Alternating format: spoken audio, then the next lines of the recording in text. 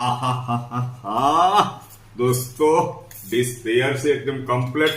આ લોકો તો ઝપટ પણ બોલાવવા મળ્યા છે, મારી વાટે નથી ઉભા રહેતા. દોસ્તો આ જુઓ તમે, સરસ મજાના પુલાવ છે, આ ઠેફા જેવું દહીં લીધું છે એકદમ આપણું દેશી કાઠિયાવાડી, અને આ ચટણી છે જે લાલ ચટાકેદાર થોડુંક સ્પાઇસી બનાવીને ખાસ. સાઈડમાં ઓનિયન લીધા છે. આજનું મેનુ આ છે અત્યારે. વિલુ બેટા બોલો બોલો. મજા આવે છે ને બેટા?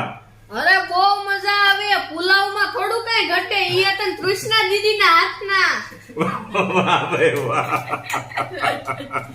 અમારે છે ને કૃષ્ણા, અમારો બેટો ઢીલો જ ન પડ્યો. વખાણ એવા કરે એવા કરે એવા કરે. અરે હાસા વખાણ છે.